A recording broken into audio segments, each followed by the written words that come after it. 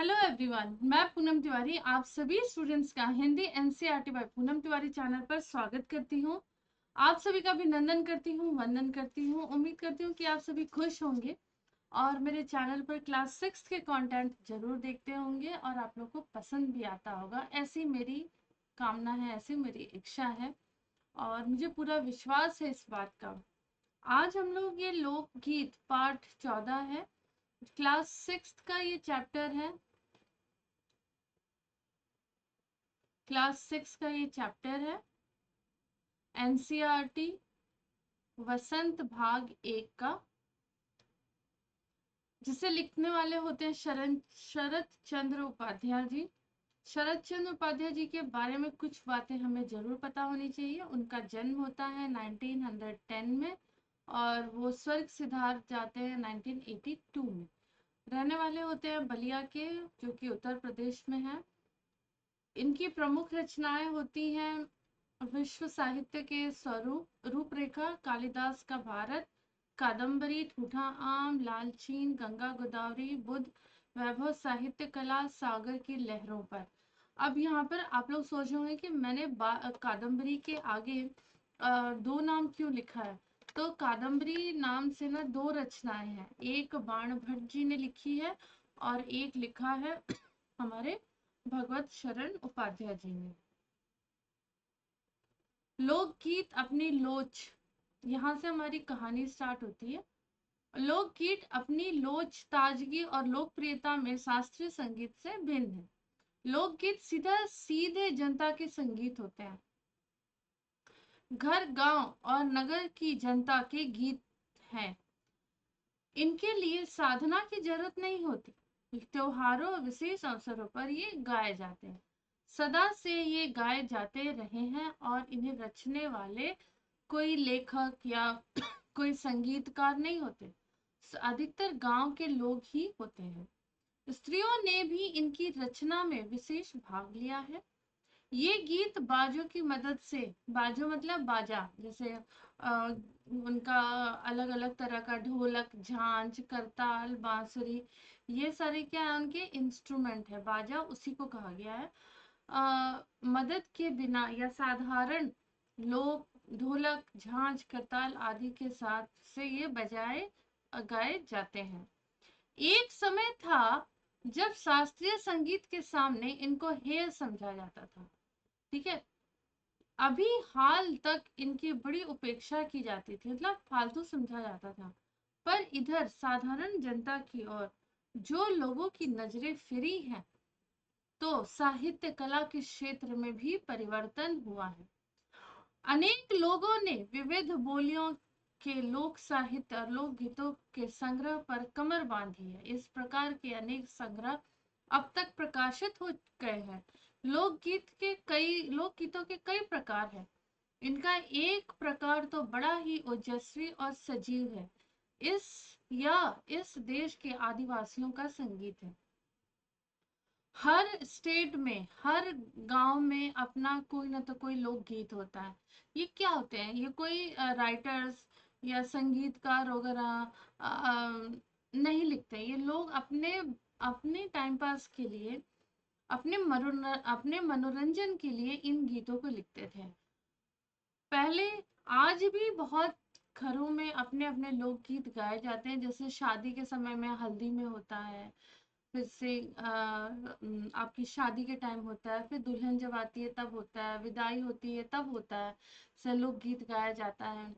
फिर जब तिलक चढ़ता है, तिलक का फंक्शन होता है, उसमें गाया जाता है। तो ये सारे क्या है, घर में अगर बच्चा हुआ तो गाए जाते हैं। फिर कोई त्योहार है उसमें गाए जाते हैं। त्योहारों के अपने लोकगीत होते हैं और इसके लिए क्या इंस्ट्रूमेंट्स की जरूरत होती है, ढोलक, तबला, इन सब की जरूरत होती है और ये लोग गाते बजाते रहते हैं। तो हर स्टेट में, हर समुदाय में आपको ये चीज देखने के लिए मिलेगी। पहले लोग इसे इम्पोर्टेंस नहीं देते थे, सबको लगता था कि अरे क्या ये बोरिंग है, टाइम पास है। लेकिन धीरे धीरे जैसे जैसे समय बीतता गया, लोगों को इसके बारे में, इनके इम्पोर्टेंस को समझ में आई और फिर लोगों ने इकट्ठा करना शुरू कर दिया कि हाँ चलो, ये यहाँ के ये सारे लोकगीत हैं, उनको संग्रह करना शुरू कर दिया। ऐसे ही इनका एक प्रकार तो बड़ा ही ओजस्वी और सजीव है। यह इस देश के आदिवासी का संगीत है। मध्य प्रदेश में दक्कन, छोटा सा नागपुर में गोंड खान, ठीक है, ओराव, मुंडा, भील में संथाल आदि फैले हुए हैं, ठीक है, जिनमें आज भी जीवन नियमों की जकड़ में बंध ना सका और निर्द्वंद लहराता है। इनके गीत और नाच अधिकतर साथ साथ और बड़े बड़े दलों में होते हैं। कोई गांव में क्या होता है ना, सब लोग एक साथ रहते हैं। शहरों में भी ये कल्चर हो गया है कि सब सब अपने अपने से मतलब रखते हैं, किसी को किसी से कोई मतलब नहीं होता, लेकिन गांव में ऐसा नहीं होता है। गांव में आज भी लोग एक दूसरे के साथ मिलते हैं, खाते पीते हैं, डांस करते हैं, गाना गाते हैं, और कोई अकेला नहीं डांस करता, कोई अकेला गीत नहीं गाता। सब लोग एक साथ गाते हैं, एक साथ डांस करते हैं, ठीक है। 20-20, 30-30 आदमियों और औरतों के दल एक साथ गाते हैं और एक दूसरों की का जवाब देते हैं। दिशाएं गूंज उठती हैं। पहाड़ियों के अपने गीत होते हैं, उनके अपने अपने भिन्न रूप होते हुए भी अशास्त्रीय होने के कारण उनमें अपनी एक समान भूमि है। गढ़वाल, किन्नौर, कांगड़ा आदि के अपने अपने गीत और उन्हें गाने की अपनी अपनी विधियां हैं। उनका अलग नाम ही पहाड़ी पर पर पड़ गया है। वास्तविक लोकगीत के गांवों और देहातों में है। इनका संबंध देहात की जनता से है। बड़ी जान होती है इनमें। चैता, कजरी, बारहमासा, सावन आदि क्या है, मिर्जापुर, बनारस और उत्तर प्रदेश पूर्वी और बिहार के पश्चिमी जिलों में गाए जाते हैं। बाउल और भतियाली ये कहाँ के हैं, बंगाल के लोकगीत हैं। और पंजाब में कौन से लोकगीत होते हैं, महिया आदि इस प्रकार के हैं। हीर रांझा, सोनी माहीवाल ये सब किधर के हैं, पंजाब के लोकगीत हैं। ढोला मारू आदि कहाँ के हैं, ढोला मारू किधर का है, आपका राजस्थान का है।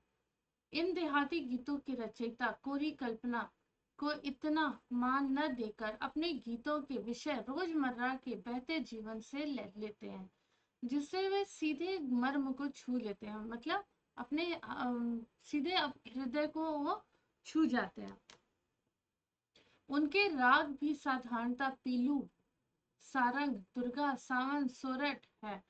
कहरवा, बिरहा, धोबिया आदि देहात में बहुत गाए जाते हैं और बड़ी भीड़ आकर्षित करते हैं।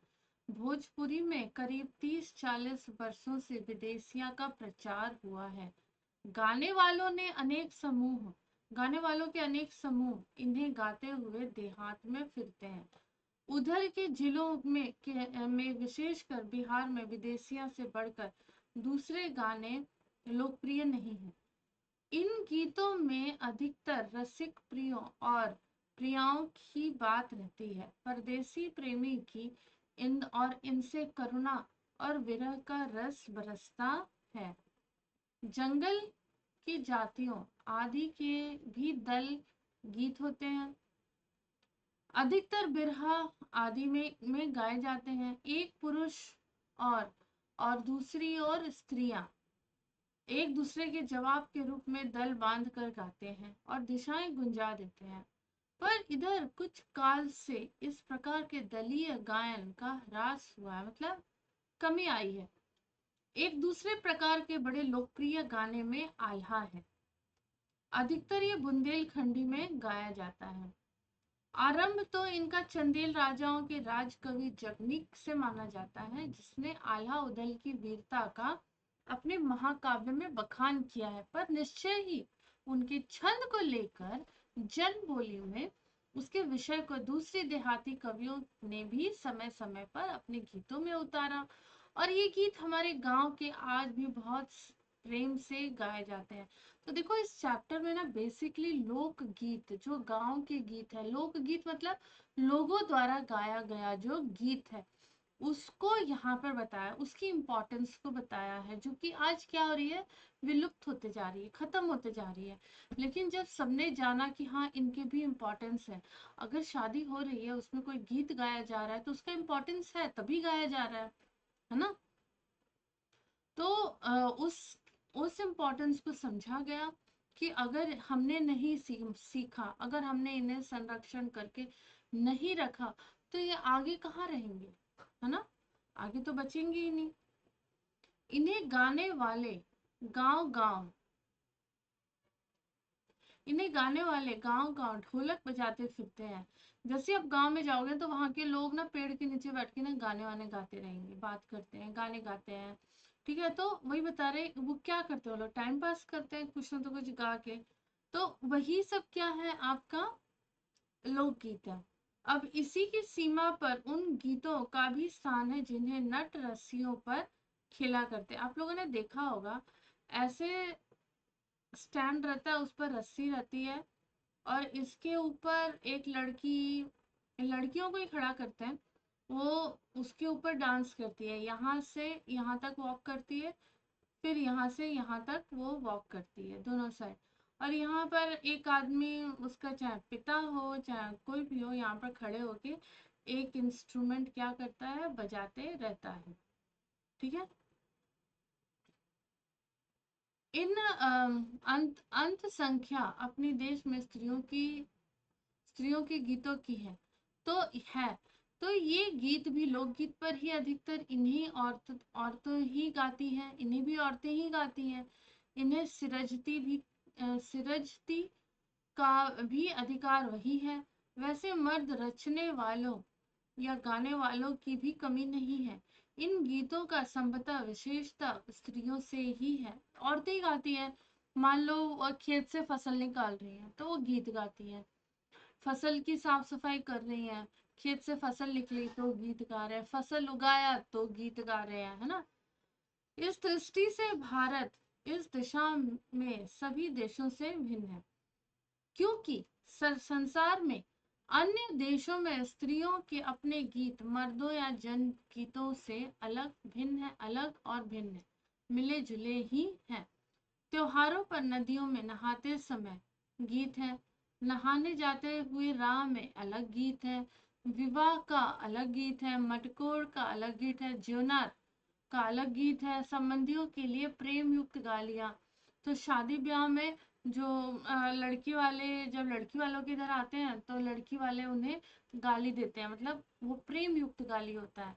तो लोग जो अगर लड़की वाले लड़कों के हैं तो लड़के वाले गाएंगे, गाली देते हैं, तो लड़की वाले उसे बड़े शालीनता के साथ बैठ के सुनते हैं कि हाँ ठीक है चलो ये लोग गा रहे हैं।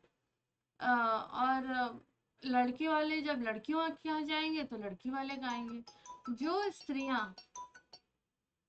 जो स्त्रियां गाती हैं इन अवसरों पर कुछ आज से नहीं, बड़े प्राचीन काल से वे गाती रही हैं। महाकवि कालिदास आदि ने भी अपने ग्रंथों में उन गीतों का हवाला दिया है। सोनर, सोहर, बानी, सेहरा आदि उनके क्या है, उनके अनंत गानों में से कुछ है। वैसे तो 12 मासा पुरुषों के साथ नारियां भी गाती हैं। अच्छा, अब देखो,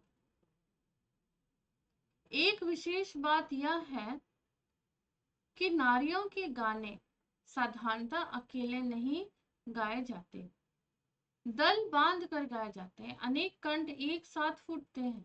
यद्यपि अधिकतर उनमें मेल नहीं होता, फिर भी त्योहारों और शुभ अवसरों पर वे बहुत ही भले लगते हैं। गांव और नगरों में गायिकाएं भी होती हैं जो विवाह, जन्म आदि के अवसरों पर गाने के लिए बुला ला जाती हैं। सभी ऋतुओं में स्त्रियां उल्लसित होकर दल बांधकर गाती हैं। होली, बरसात की कजरी आदि तो उनकी एक चीज है, अपनी चीज है जो सुनते ही बनती है। पूरब की बोलियां में अधिकतर मैथिल, कोकिल, विद्यापति के गीत गाए जाते हैं। ठीक है। फिर आगे आता है, पर सारे देश में कि कश्मीर से कन्याकुमारी केरल तक और काठियावाड़ गुजरात राजस्थान से उड़ीसा आंध्र तक अपने अपने विद्यापति हैं। मतलब हर एक स्टेट में कोई ना तो कोई खास गाना है, उस गाने को लिखने वाला कोई है और स्त्रियां ढोलक की मदद से वो बजाती हैं। तो आप कश्मीर से लेकर कन्याकुमारी तक चले जाइए या गुजरात से राजस्थान उड़ीसा आंध्र प्रदेश कहीं भी चले जाइए, वहां पर कोई ना तो कोई एक ऐसा इंसान है जो गीतों को लिखता है, कोई ऐसा ग्रुप है जो उन गीतों को गाता है सुर में लय में ताल में। कुछ ऐसे लोग वहां पर है जो उन गीतों के प्रशंसक है। ठीक है। हर एक तरह के लोग आपको हर जगह आपको मिल जाएंगे। स्त्रियां ढोलक की मदद से गाती हैं, अधिकतर उनके गाने के साथ नाच भी लेती हैं। गुजरात का एक प्रकार का दलीय गाना है, गायन है गरबा, डांडिया जो नवरात्रि में जो लोग गाते हैं डांस करते हैं। औरतें गोल गोल घूम घूम कर गाती हैं, साथ ही लड़कियां भी बजाती जाती हैं जो बाजे का काम करती हैं। इनमें नाच गायन साथ चलते हैं। वस्तुतः यह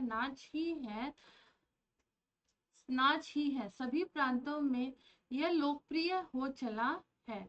इसी प्रकार होली के अवसर पर ब्रज में रसिया चलता है और दल के दल लोग गाते हैं और स्त्रियां तो विशेष स्तर से गाती हैं।